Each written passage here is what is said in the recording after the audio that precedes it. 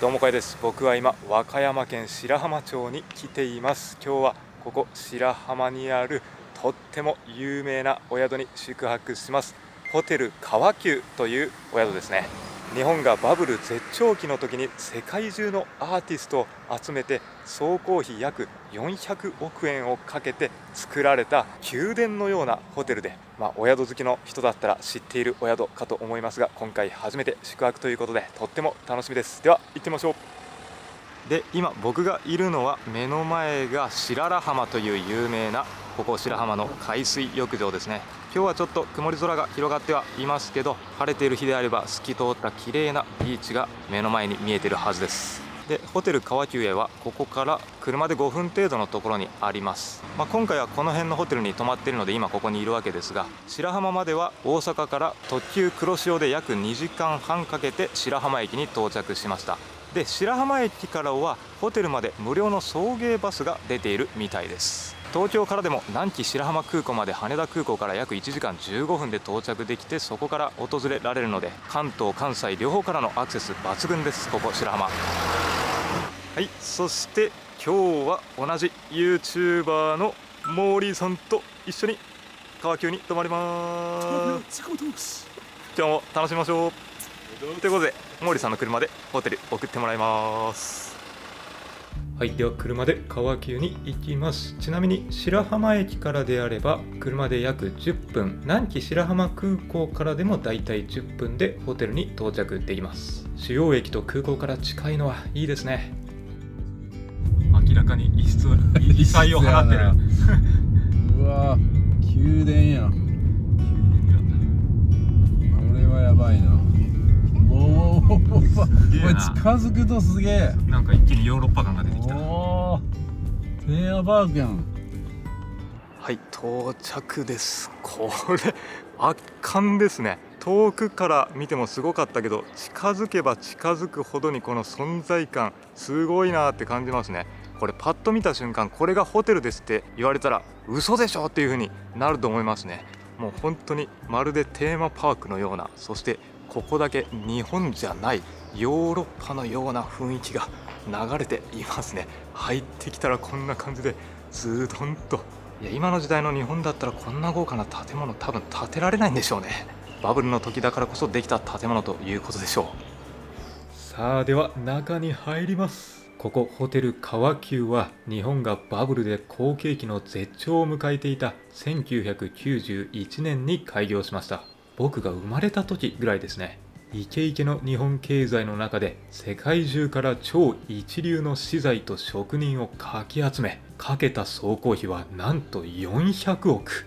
今であれば超高層ビルが1棟建つ金額がこの85室のホテルに投じられたのです。これから日本では作られることがないであろうとも言えるとんでもない豪華絢爛な夢の城ホテル川久を皆さんにたっぷりお届けしていきます。今では一般の方でも手の届く金額ではありますが、開業当初は会員制で全室スイートで庶民が近づける場所ではありませんでした。しかしバブル崩壊後、開業からわずか5年で経営破綻し、その後唐上観光が買収し、庶民でも手の届く高級ホテルになりました。どでかい玄関口から中に入って目の前に見えているのがレセプションです。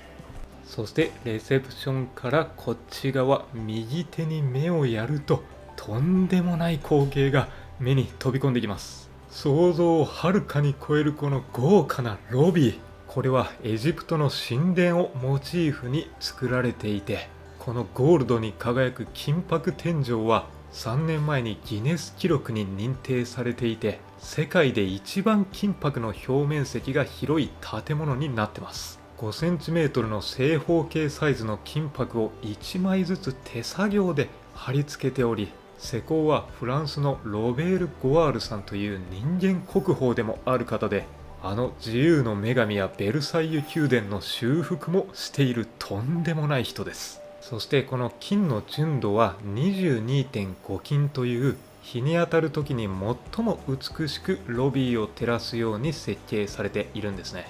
時間帯によって金の輝き方が異なってくるということで、夕方や夜、朝の時間帯にも訪れたい場所です。このロビー空間だけでもまだまだとんでもない作品がたくさんあって、全て説明したいんですけど、細かい説明はチェックインした後に館内ガイドツアーがあるんで、そのタイミングで皆さんにも僕の解説付きでたっぷりとお届けします。まずはロビーのホールを一番奥まで抜けていったところ、ここにミュゼというラウンジがあります。このラウンジも豪華絢爛な作りになっていて、ベネチアンガラスのシャンデリア、ローマンモザイクタイルの床、そして高さ6メートルのガラス窓の先には田辺湾の景色を望むこともできます。で、ここの天井も特徴的で、これが透かし天井になっていて、モスクの天井のような透かし彫り彫刻、彫られてるように見えるんですが、実はこれは茶色で塗られているという仕掛けなんですよね。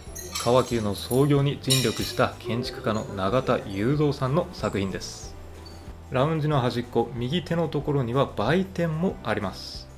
売店には和歌山、南紀、白浜らしいものがたくさん並べられていますね。柑橘系のものであったり、やっぱり一番多いのは梅関係のものかな。夕朝食とかでも出てくるでしょうけど、和歌山の梅は本当に美味しいですからね。和歌山はこのかげろうというお菓子が有名みたいですね。僕まだ実は食べたことがないんですよ。この辺は川急っていう風に文字が入ってるんで、川急オリジナルのお菓子になるのかな。川急カレーとかもあります。このロビー空間についてはまた後でじっくり紹介したいと思います。まずは一旦客室に向かいますが、チェックインするデスクもこんな感じでいろんな種類があります。ご夕食ですが、5時から5時半、7時から7時半、どちらでも最後の9時までお食事可能でございます。恐れ入りますが、レストラン会場では浴衣スリッパご入れいただいておりま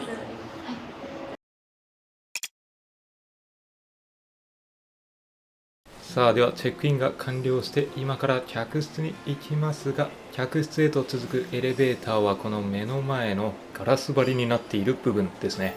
この存在感あるブルーの支柱や目の前に広がるアート作品の話は後でします。まずはエレベーターに乗りますが、このエレベーターもすごいんですよ。中に入っていくとブラジル産のブルーパフィアという大理石が使われていて、これはもともとロビーの柱として使われる予定であったものなんですけど、ロビーの柱は違う技法で作られることになったので、このエレベーターに大理石を使ったということです。なんと1機1トンを超える重さになっていて、世界で一番重たいエレベーターのようです。それがここ日本のホテルの中にあるっていうのがとんでもないことですよね。今回宿泊する5階にやってきました。ホテル川急の客室タイプはこんな感じで、全室スイート仕様でたくさんのタイプがあるんですけど、この中でも今回僕が宿泊するのは比較的最近リニューアルされたばかりのモダンジャパニーズスイートという客室です。この辺り廊下は西洋風のアーチ状の形式になっていて、これを抜けていくとこんな感じで、廊下の横幅もとっても広々としていますね。ちなみにこのホテルは全ての客室がオーシャンビューになっています。この廊下の雰囲気、絨毯含めて高級感がやっぱりありますね。で、今回泊まるのはここです。506号室。はい、では入りますね。カードキーもこれすごい味のある革のキーホルダーがついていて、創業当初からずっと使われているもので、年季が入ってる感じもね、いいですよね。歴史を感じられる。はい、ではオープンします。これは中どんな感じか楽しみだ。まずね、これ扉がめちゃくちゃ厚みがあって、すごい重厚感があって重たいんですけど、で入る前にちょっと言い忘れました。この辺廊下の壁は珪藻土が使われていて、日本で初めて宿泊施設で珪藻土を使ったホテルっていう風に言ってましたね。これ夏の暑い時湿度とかを吸収してくれる素材なんですよね、珪藻土。まず入って玄関、とってもやっぱりスイートなんで広々とした空間になってますね。廊下があって、まずはこのまま正面に行ってみましょうか。和洋室ということで、うわー、これはめちゃくちゃ広々とした空間ですね。いや、贅沢すぎる。歴史あるホテルなんですけど、しっかりリニューアルされてるんでね、クラシカルで歴史を感じながらも和モダンな空間になっていて、いや洗練されていますね。これはテンション上がるわ。でまず右側、ここにはデイベッドが置かれていますね。これベッドにも変えることができるぐらいの大きさになってますね。そもそもベッドとして使われていた感がありますけどね。日中はここでグダグダとくつろぐことができそうですね。奥の光を浴びながら。でこっち側には椅子がちょこんとあって、奥に進んでみると、ここは荷物とかを整えることができるエリアかな。でもこういうエリアがあるとね、すごい助かります。スーツケースを広げられるんでね、広々と。で窓がこうやってついてますけど、こっち側にも広々と大きな窓があって、この先には素晴らしいオーションビュー、海の景色が見えています。いやいいですね。この和歌山らしい海山両方望める感じが。で下を見ると、このこだわりの川球の瓦も綺麗に整えられた感じ見えてますね。この瓦が見えるだけでもね、川球に来たぞっていう感じでテンションが上がってきます。そして振り返って、この真ん中にはセンターテーブルと大きなソファー。これも思いっきり足を伸ばして景色を眺めながらくつろげそうで最高ですね。こんな感じでね、腰掛けたらオーシャンビュー目の前ですから。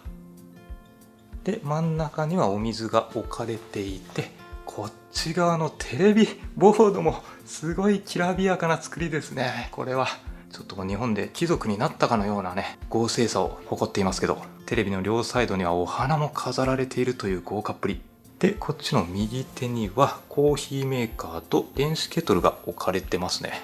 で下の扉開けてみると冷蔵庫があって、冷蔵庫は特に何も入ってませんね。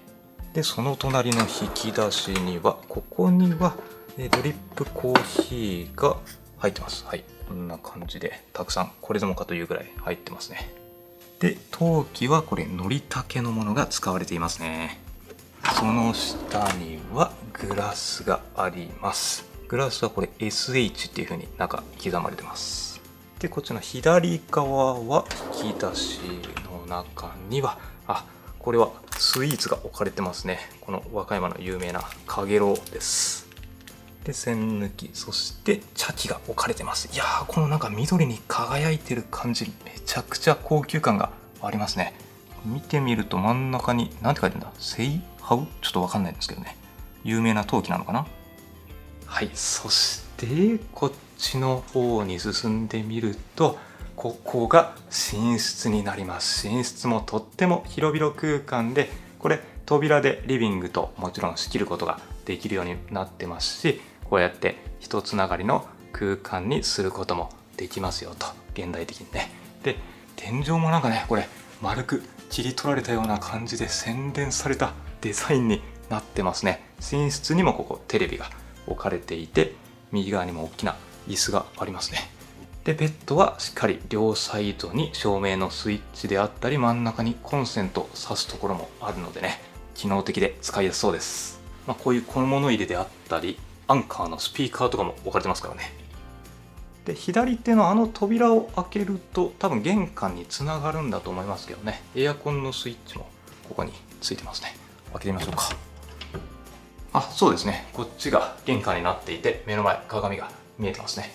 でここ右手見るとまた扉があって、ここの先にすごい広々ウォークインクローゼットになるのかな。はい、入っていくとで右手、ここが水回りのスペースになってます。めっちゃ広々としてますね。水回りもシンクも2つあって、今日モーリーさんと2人で泊まるんで、どっちか使うとか喧嘩することなく快適に使えそう。で上見ると、この辺は各種アメニティが置かれていて、スキンケアグッズもここにある感じですね。あとはコップであったり、ハンドソープ、これドライヤーですね。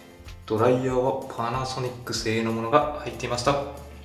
でここの正面の扉の先にバスタブですね。かなりこれ広々としてますね。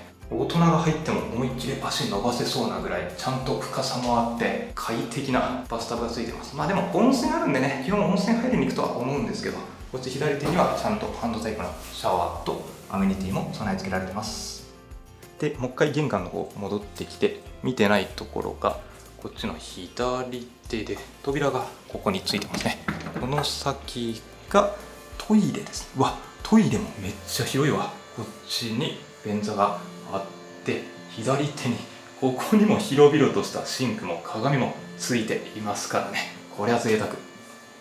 そして最後もう一回こっちに戻ってきて、この辺にもエアコンのスイッチありますけど、この扉見てなかったですね。開けると、ここにクローゼットがありますね。浴衣の上着もこれ、うわすごい、裏面にはこう可愛らしくお花も描かれていますね。はい、浴衣の羽織物でセキュリティボックスがあって、この引き出しの中にはこんな感じで可愛くと文字が刻まれた浴衣で、その下、この辺は同じか、多分サイズが違うやつがこうやって置かれてるんでしょうね。で一番下には上下タイプのナイトウェアも入ってます。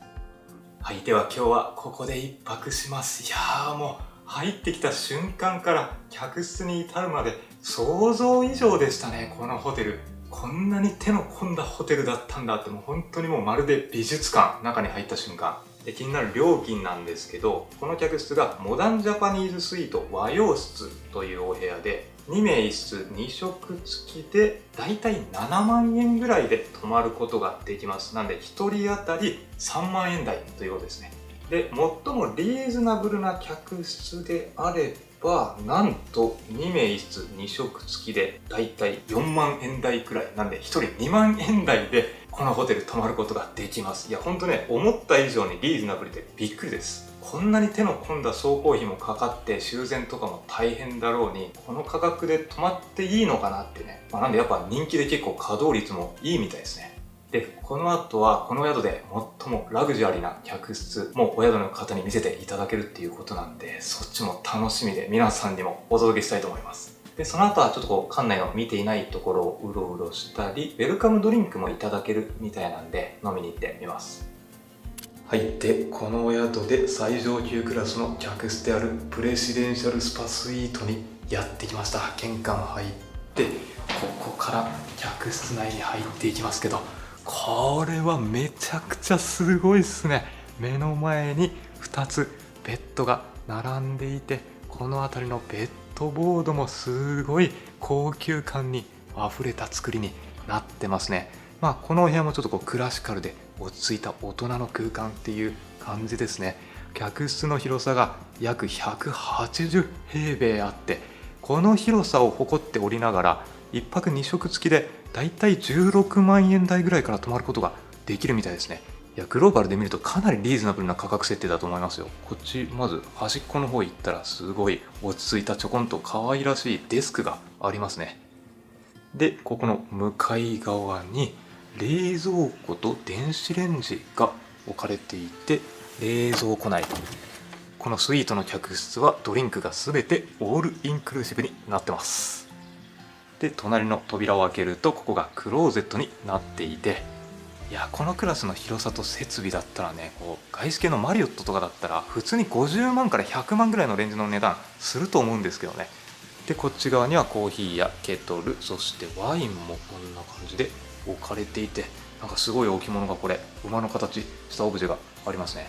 でここには足を思いっきり伸ばせて、もうここでも寝れるじゃないかと言わんばかりの大きなソファー、目の前にテレビがあって、こっち側のソファーも広すぎでしょ。これ何名まで泊まれるのかな、ちょっと後で調べてテロップで載せておきますけどね。もう4人とか5人でもゆっくりできそうな広々ソファーになってますね。でこっち側にはダイニングテーブルが置かれていて、奥の方にもまた可愛らしくちょこんとライトが置かれていますね。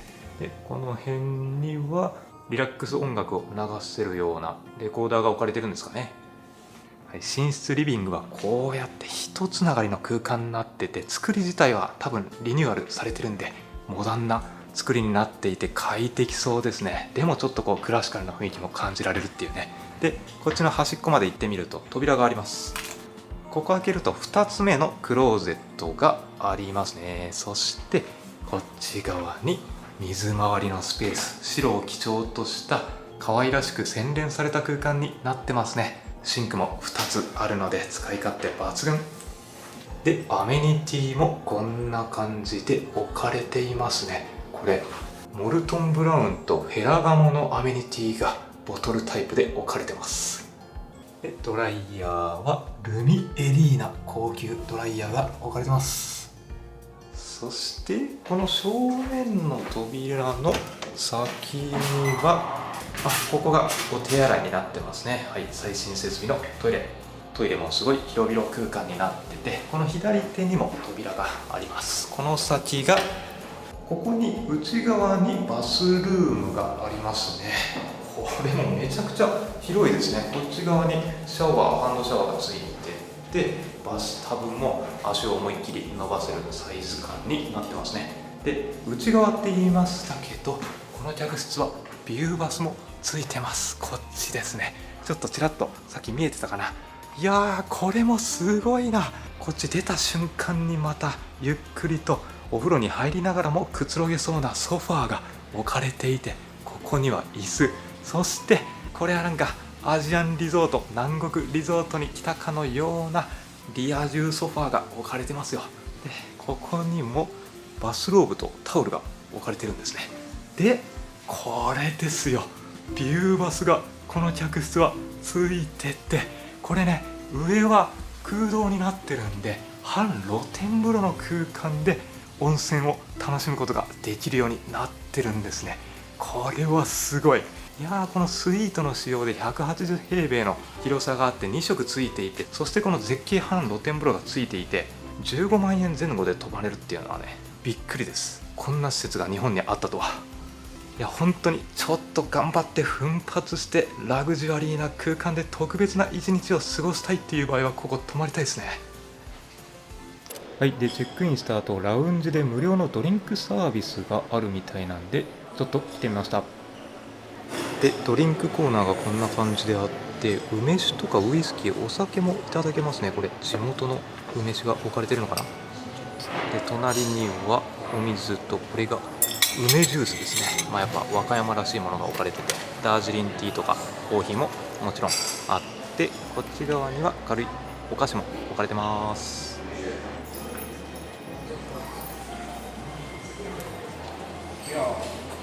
はい、じゃあせっかく和歌山に来たんで梅酒をいただきます。梅酒じゃないや梅ジュースいただきます。いやー、うまっ。ちゃんと甘みがあるわ、この梅ジュース。さすが和歌山。このおかきめっちゃうまい。これ知らないですか？これもう関西では定番です。そうなんですか？ポンスケです。ポンスケっていうお菓子ですか？知らないです。はい、へえ、ポンスケですか？美味しいですねこれ。甘みがちゃんとあって、いやいいですね。これ来てからウェルカムサービスでこのちょっと上品なラウンジ空間で、こっち側にはさっき見てた金色の天井とかが豪華なロビーも見えてますし、こっちには和歌山の海の景色ですね。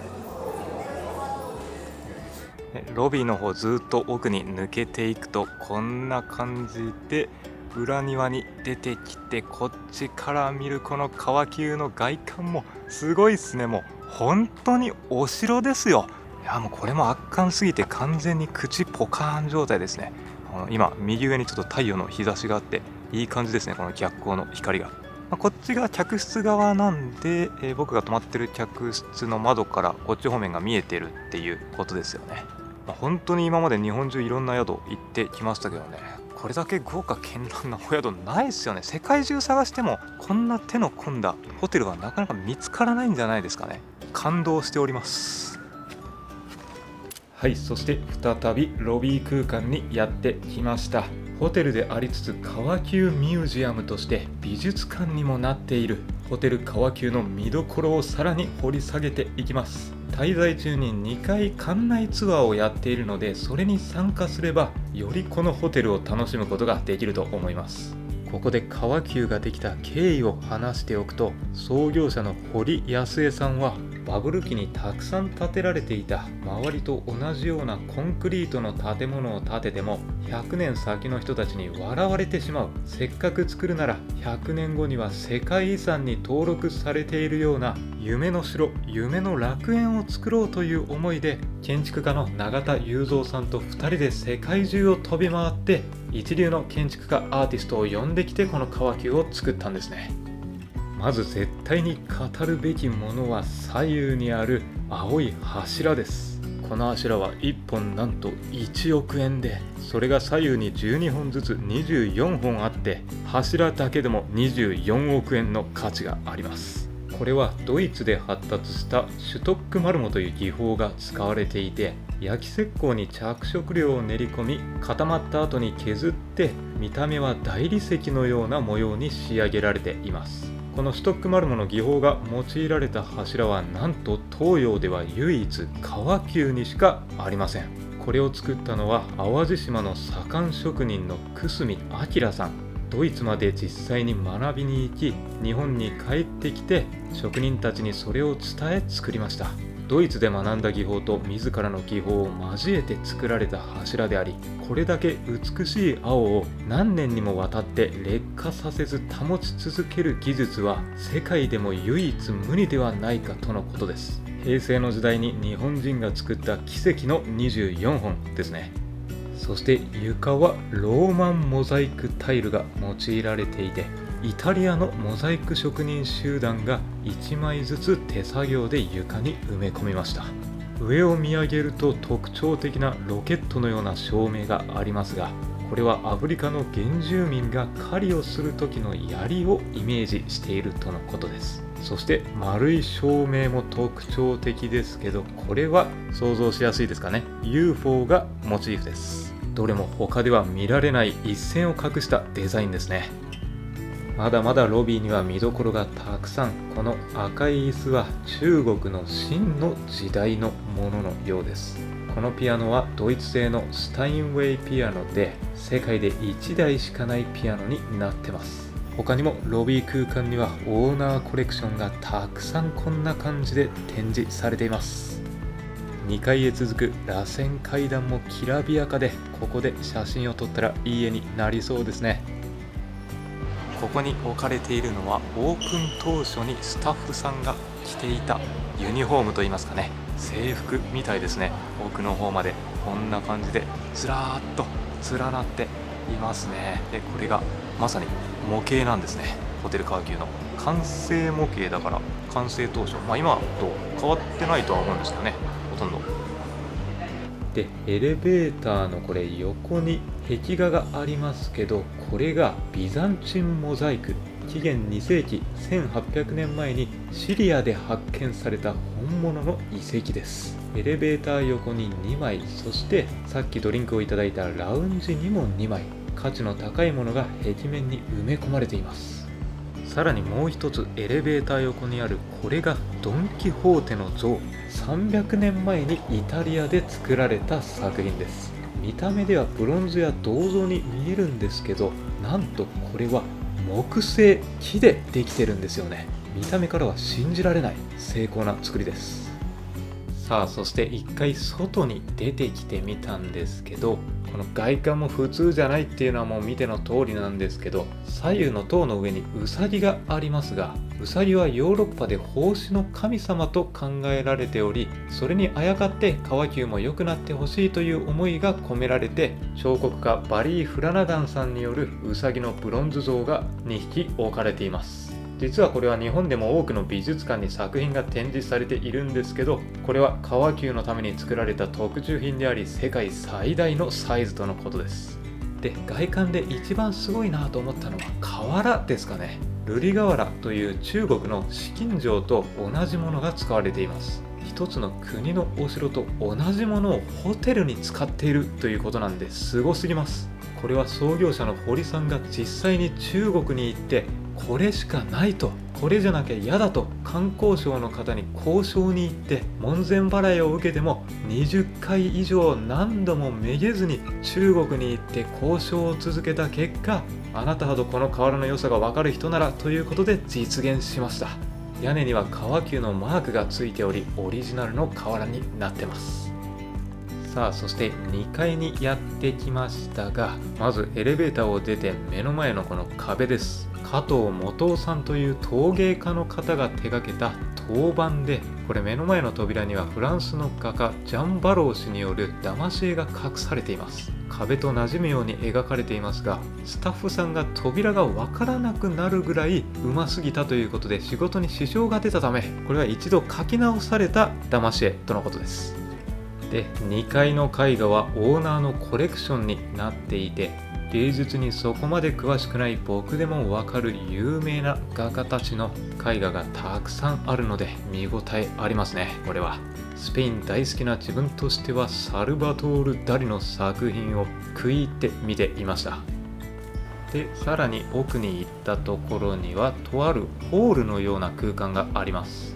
ここは中世ヨーロッパのドームと同じ設計になっていて、隅から隅までマイクがなくても声が通りやすいようになっているようです。イタリアのジョルジョ・チェリベルティによって愛と平和と自由をテーマに描かれた天井の絵が印象的です。こっちには針のない時計があって、これは愛は永遠、愛は時間を超越するという意味が込められています。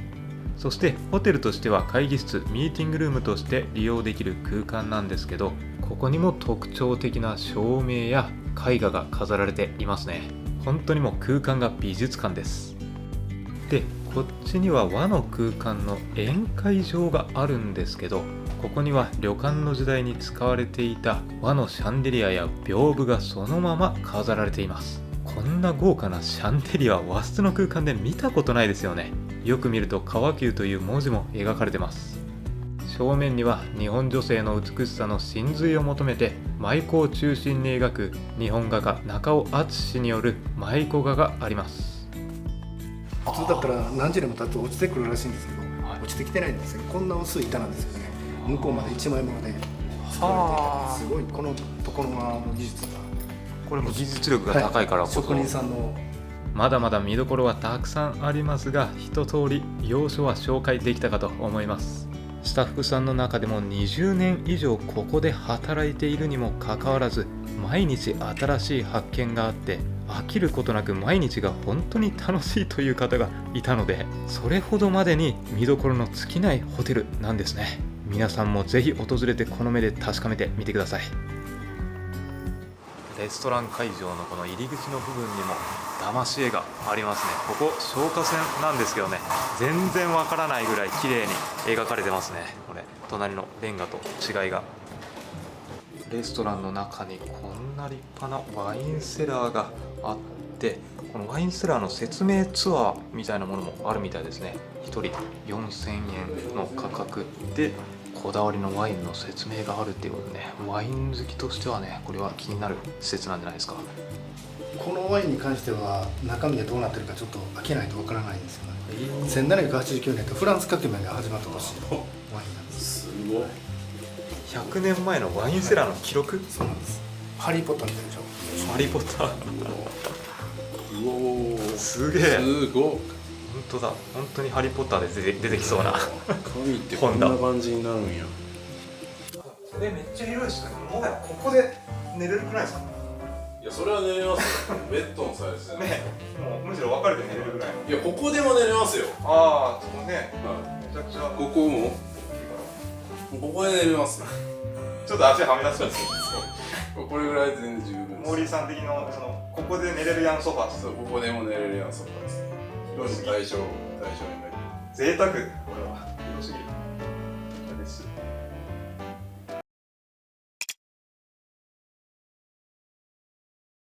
はい、では大浴場の方を見ていきます。こっちが2階と1階にあるんですけど、まずは2階の方を撮らせてもらってます。ここ入ってみると和モダンな作りですね。通路もすごい高級感があって、こっちの方まで行くとまずは脱衣スペースがこんな感じで広がってます。右手に鍵付きのロッカーがあって、タオルもハンドタオルとバスタオルがちゃんと準備されていて、お部屋から持ってこなくて大丈夫ですね。こっち側にもロッカーでベビーベッドも奥の方に見えてますね。で真ん中にくつろぎのスペースがあって、この辺の照明もなんか高級感がやっぱありますよね。工芸品なども置かれていて、ここも高級感がある。でここにはオロポって書いてますけどね、ドリンク500円。下の冷蔵庫の中にオロナミンシートポカリセットでオロポということで置かれていますね。なんかサウナがあるんでね、サウナーがこのセット好むみたいで、僕もオロポって初めて聞いたんですけど。でこっち側奥行ってみると、ここにはアイスキャンディーの無料サービスがあります。いやー、これは風呂上がりに食べよう。でこの辺はパウダールームですね。お化粧とか女性の方はこういうスペースがあると嬉しいんじゃないですか。こんな感じで各種アメニティもしっかりと取り揃えられていますね。ドライヤーもダイソン製があります。ここにちょこんと置かれているこれもね、ちょっとこうレトロな雰囲気が漂っていますけど。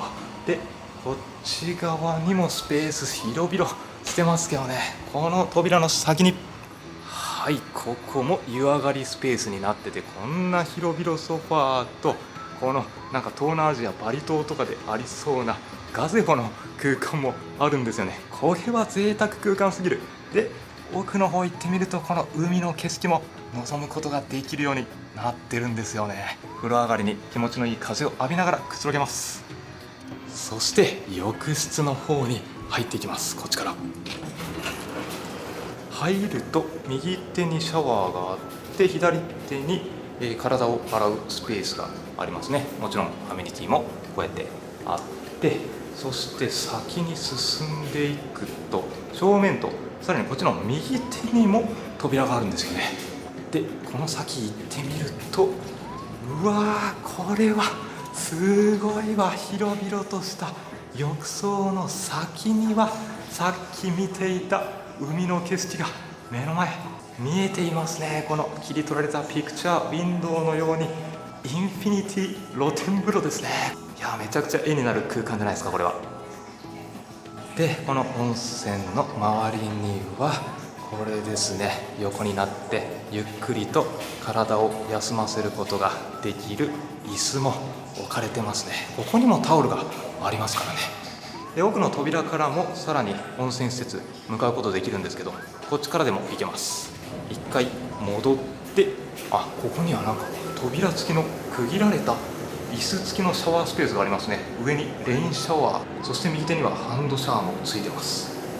でこっち側抜けていくと、うわ、これまたすごい暖炉が目の前にありますよ。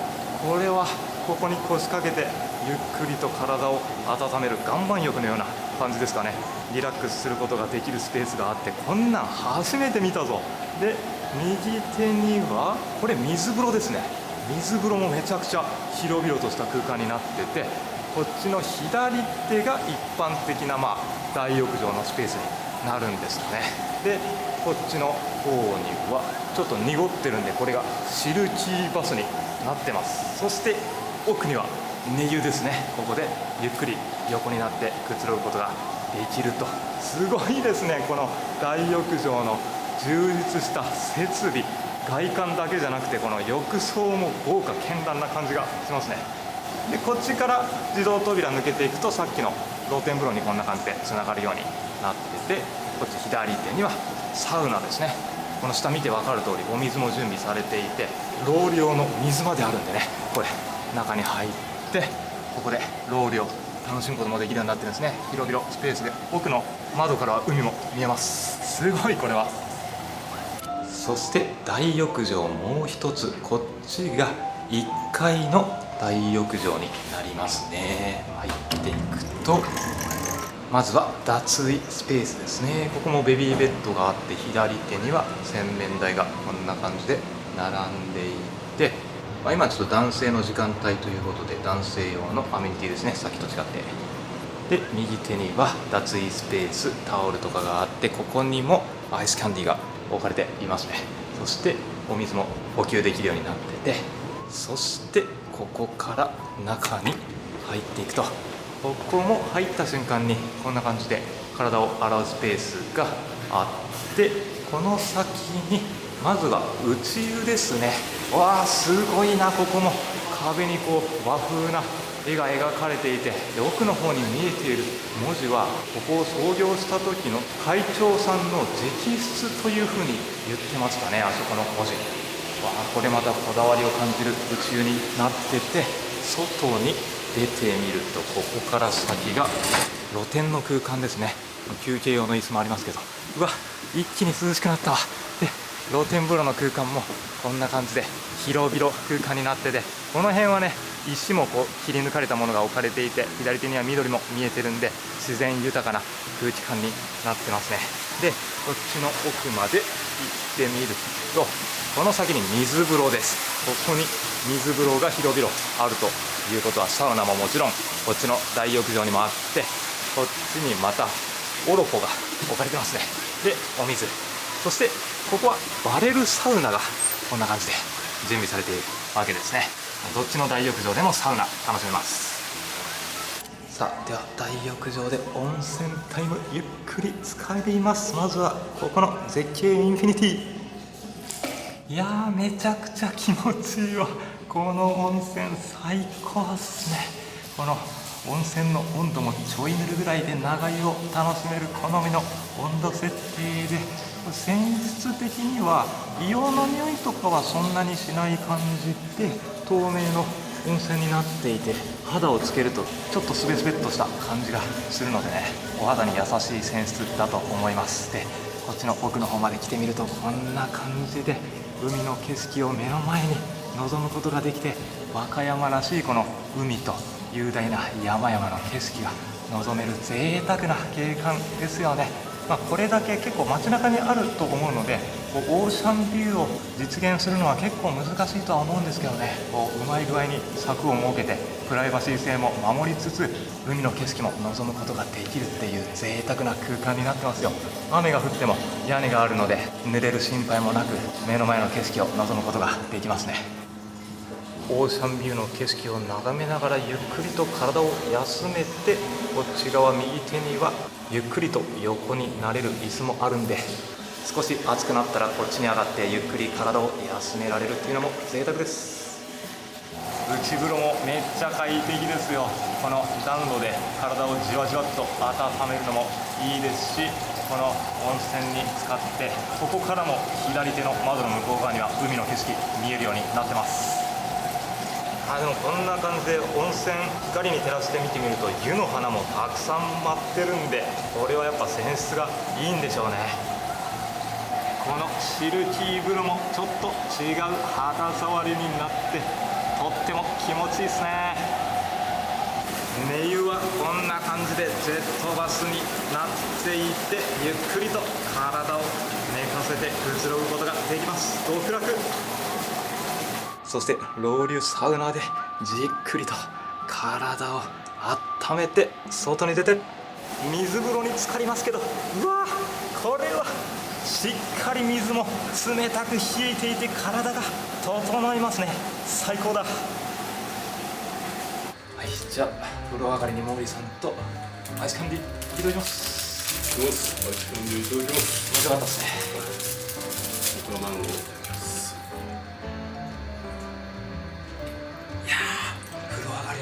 冷たいアイスは最高だ。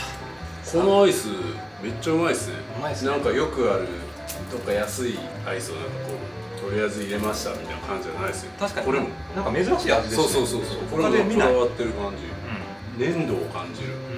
ちょっと贅沢すぎますね、ここね。オーシャンビューも綺麗だし、サウナもあって、シルキーもあって、寝湯もあって、温泉施設も豪華。まだねビュッフェとか楽しんでるわけじゃないですけど、なんかすでにちょっとコスパいいんじゃねみたいな感覚がありますね。確かに2万円台から泊まれるから、びっくりだな。そしてこんな場所もあります。プールですね。広々プールが目の前にあって、こっちの右手にはゆっくりとくつろげるチェアも置かれてて、お子さん用のビート板とか浮き輪とかもなんかここにありますけどね。で天井がこうやって透明なんで、気持ちのいい光を浴びながら南国気分をここで楽しむこともできるということですね。でこっち側見てみると、川急の外観というかね、屋根とかもちらりと見えてて、この辺も透明だから建物が見えますね、ここから。川急にいることを感じながらプールで遊べます。でプールだけじゃなくて、なんとこっち行くとサウナ水風呂って書いてる通りで、ここまず外出てみると水風呂が目の前こんな感じであるんですよね。すごい広々とした浴槽があって、ここ使ってみると、一応こっち見ると海の景色も目の前見えてます。いや、よりはっきりとこの豪勢な川急の外観も見えてるんでね、いいじゃないですか、ここの外の雰囲気も。でもう一回戻って、こっちの下に行くとサウナがあるみたいですね。ここの右手、ここはあれか、シャワールームですね。タオルとかもちゃんと備え付けられていて、こっち側行くと、はい、ここにサウナのスペースがありました。目の前にポカリオラミシ、お水も置かれていますし、サウナ用のシートですね。でここ入ってみると、すごいな、めちゃくちゃ広々とした空間になってますね。サウナは中奥まで進んでいくと、ここもロウリュがあります。でプールと同じ階層に、これはランニングマシンがちょこんと置かれてますね。で卓球台がありますよ。温泉宿といったらね、温泉上がりに卓球を楽しむのが定番だと思いますけど、あとは下にはなかった自動販売機がここのエリアにありますね。ソフトドリンクから、一番左手にはハーゲンダッツとかもあります。でさらに同じエリアには、これは珍しいですね、ダーツで遊ぶこともできます。個人的にはダーツ好きなんでね、これも風呂上がりとか夜とかね、仲間と一緒にワイワイ楽しむこともできそうですね。さっきのダーツと卓球は料金はこんな感じですね。1時間たった500円でできるんですね。でサイクリングやフィッシング、釣りもこの辺できるんですね。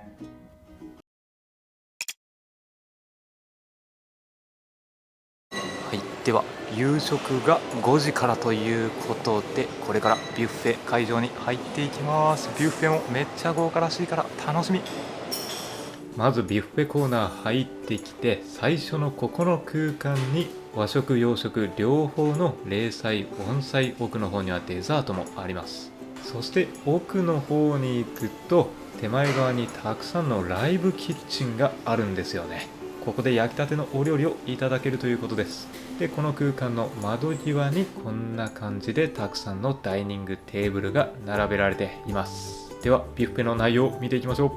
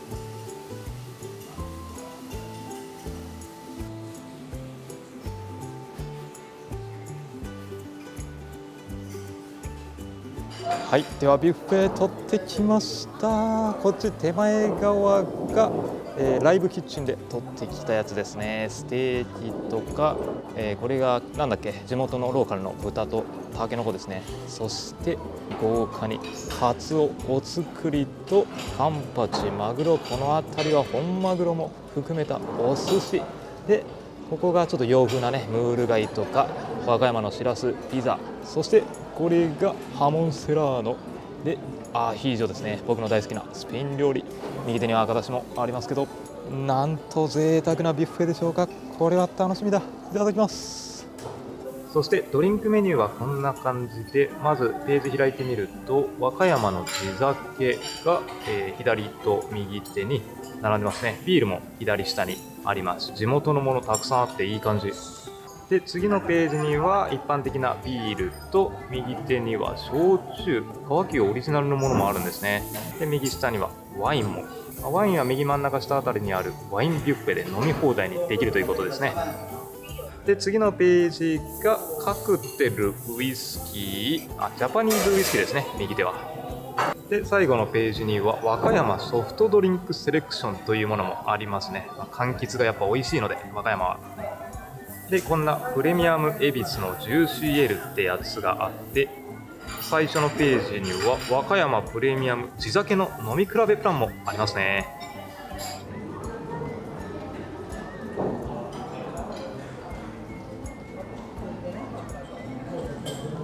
はい、じゃあ毛利さんと乾杯です。皆さんと王様気分です。王様気分です。どんちゃん騒ぎいっちゃいます。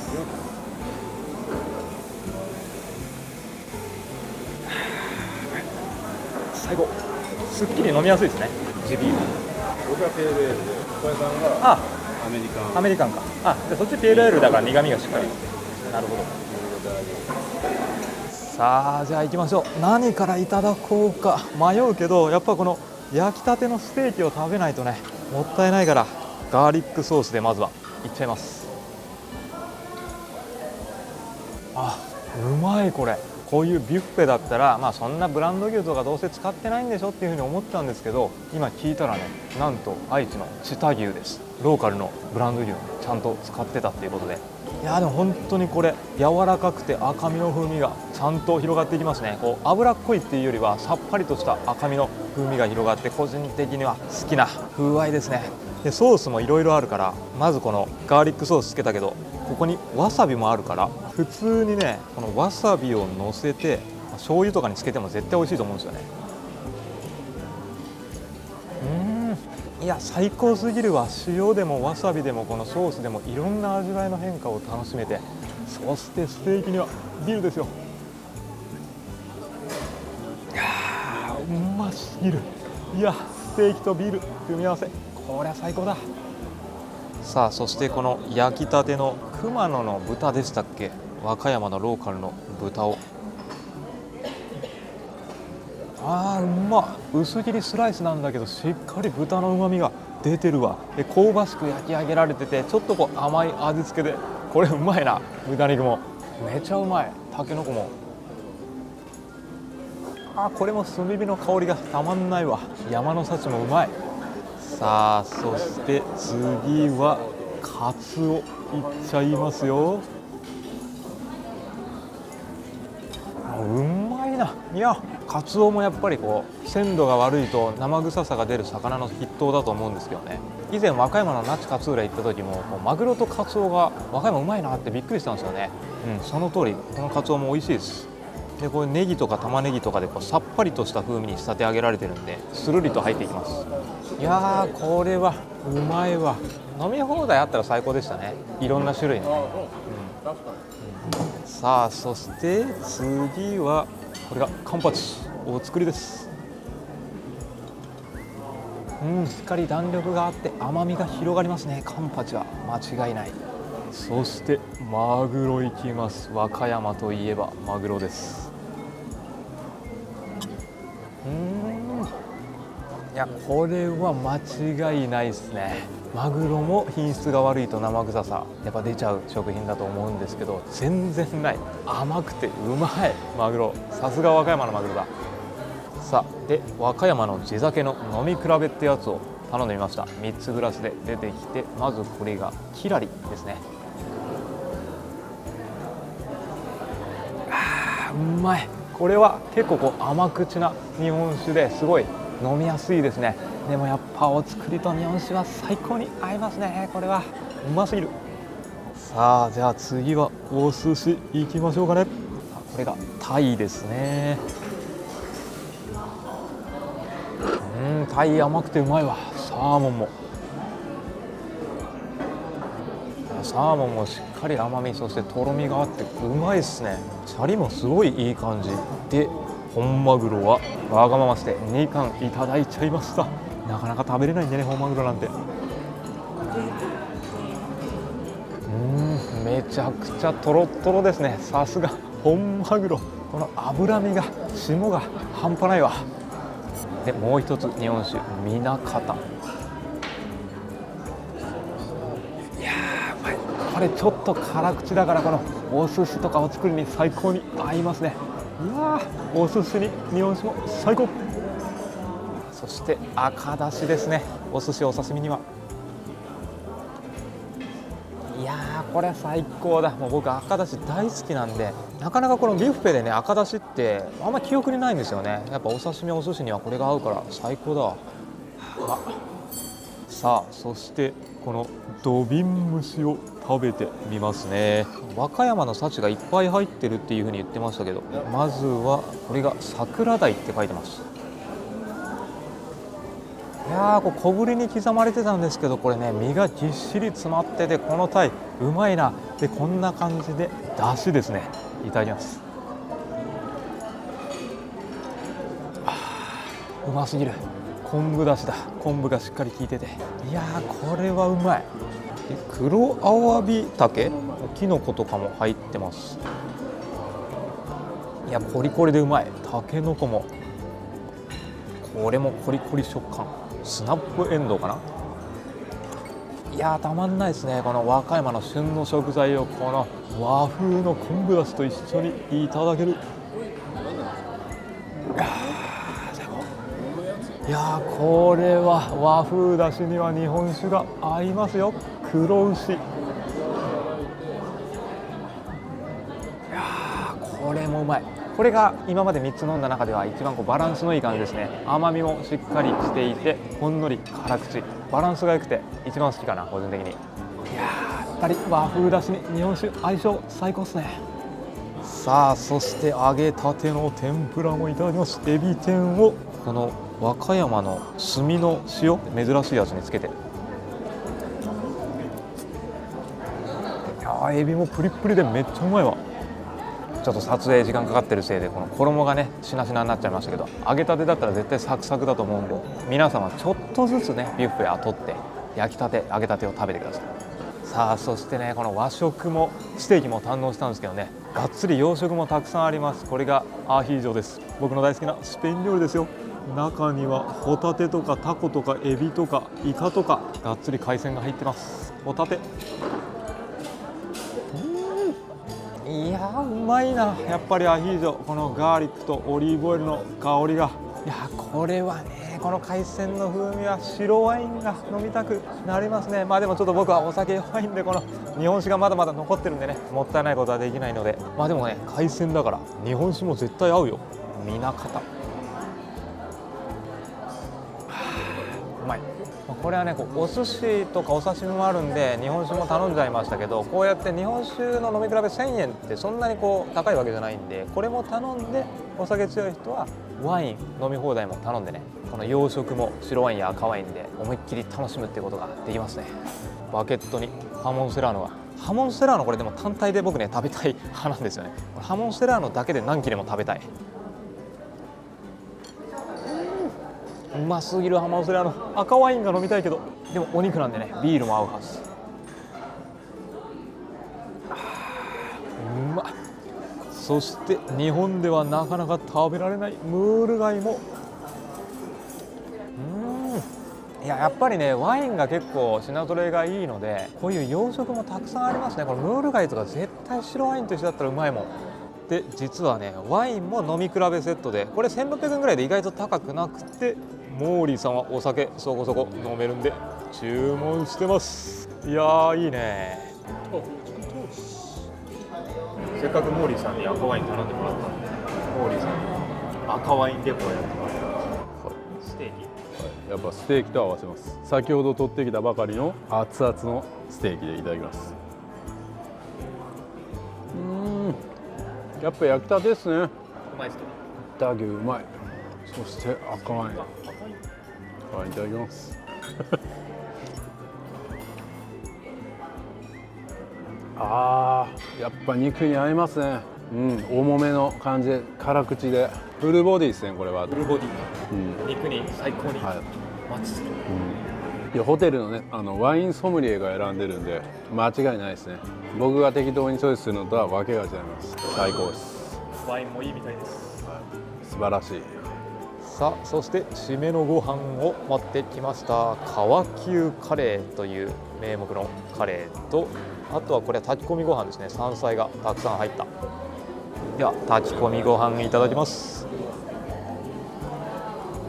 いやーこのほんのり出汁が効いてる感じが最高だな。山菜も美味しいし、たけのこシャキシャキで、いやーこの炊き込みご飯最高だわ。赤だしとめっちゃ合う絶対。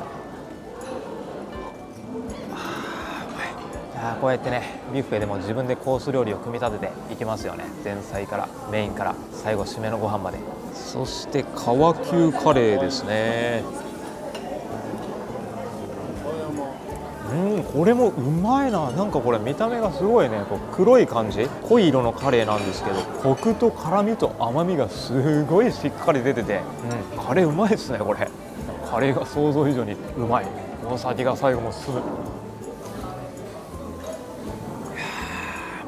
最後の最後までお酒が止まりません。さあそしてデザート取ってきました。ちょっと和歌山らしいものをピックアップしてきて、この蛇腹タルトと和歌山みかんのなんかブリュレみたいなやつだったかな。でこれが梅ゼリーですね。そしてジェラートは安納芋とバニラです。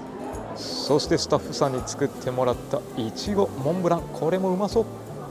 さあじゃあまずはこのジェラート溶けちゃうんでこれから食べよう。バニラ味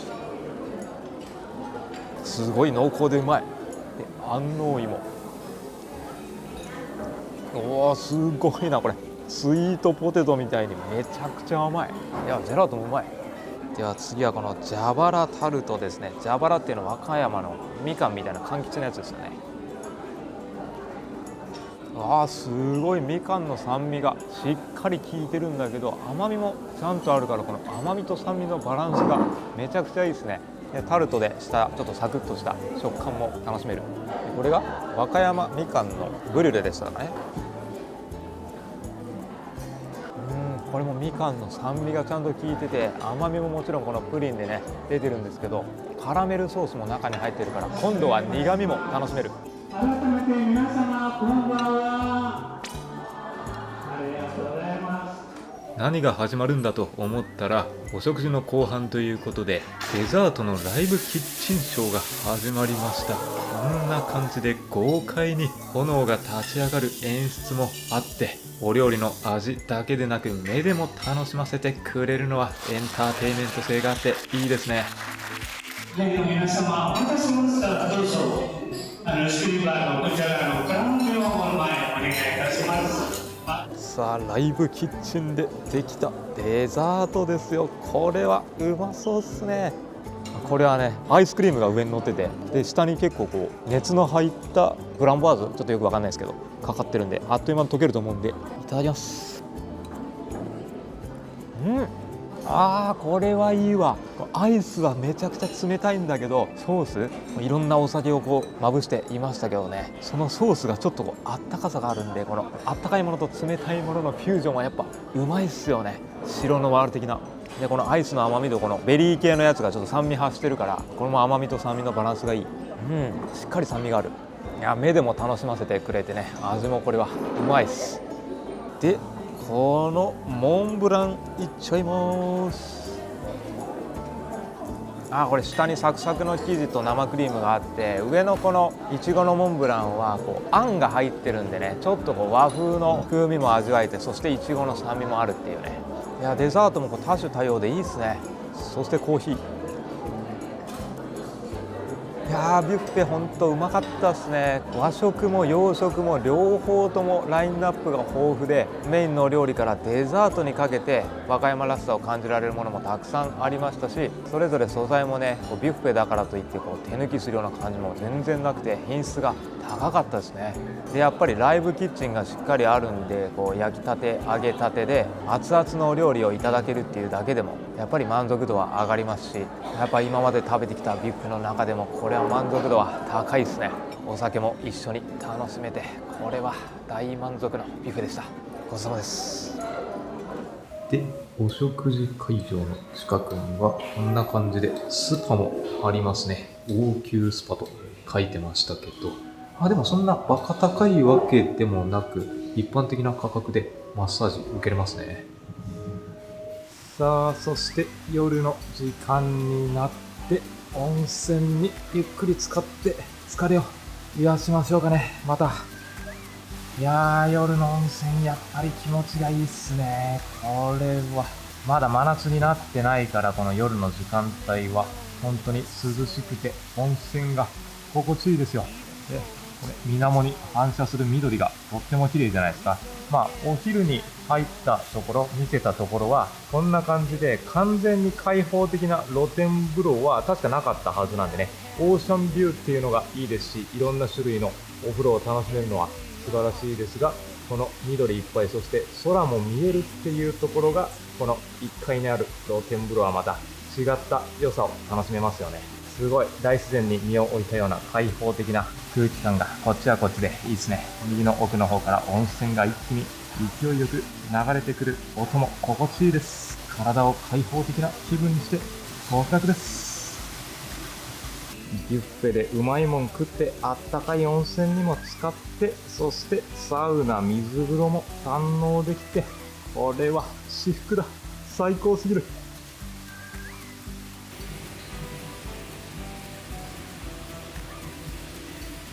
いやー、お風呂気持ちよかったわ。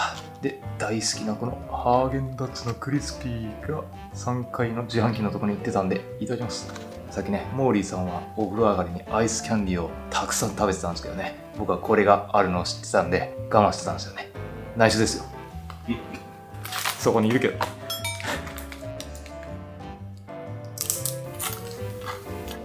っぱお風呂上がりのこのハーゲンダッツ最高だわ。気持ちよく寝れる。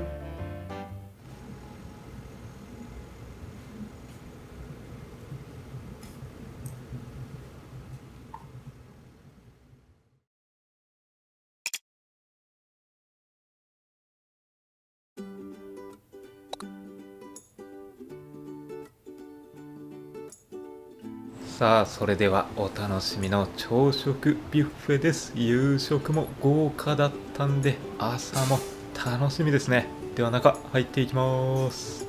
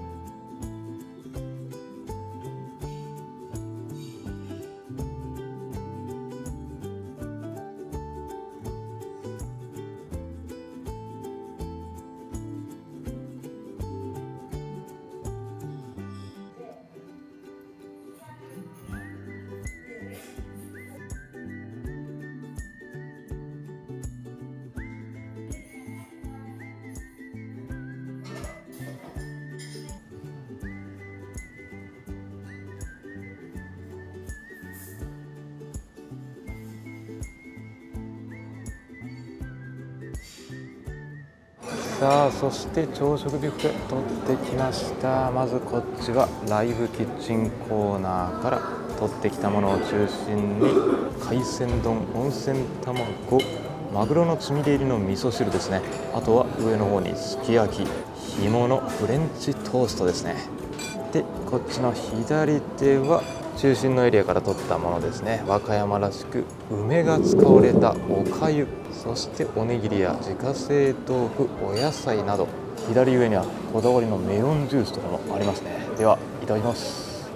よし、じゃあまずはこのこだわりのメロンジュースをいただきます。すごい濃厚で本当にメロンそのものを一気に飲み込んでるみたい。うまいですね、さすが。さあそしてこの梅のおかゆをいただきます。やっぱ和歌山といったら梅ですからね。うまい。そして中にこんな蜂蜜梅ってやつを入れてみました。梅なのにめちゃくちゃちゃんと甘みが出てて、うわ酸っぱっていう風にならないですね。やっぱ和歌山の梅は甘い。でもう一個横に並んでた茶がゆってやつもほうじ茶かな、香ばしい香りがしっかり出たおかゆですね。朝はこういうさっぱりとしたおかゆはやっぱいいですね。でも本当よくよく考えたら取ってきたものは全部さっぱりしたものばっかりで、この牛すき焼きぐらいですかね、ちょっとこうジューシーなものって言ったら。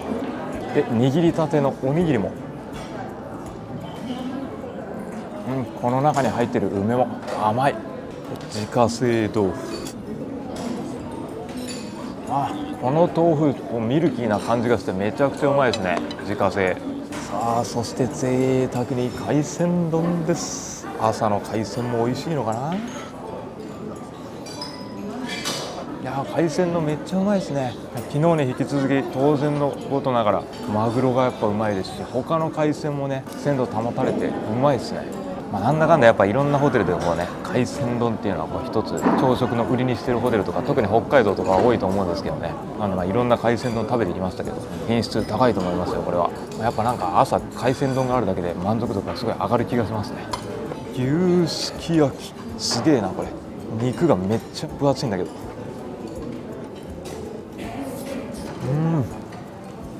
でも朝からこんな牛肉をいただくことってあんまないと思うんでね、これもちょっと贅沢ですね。本当結構ねすき焼きってああいう風に火つけてこう出来たてを提供するのって手間だと思うんですけどね、その辺はやっぱ価値がありますよね。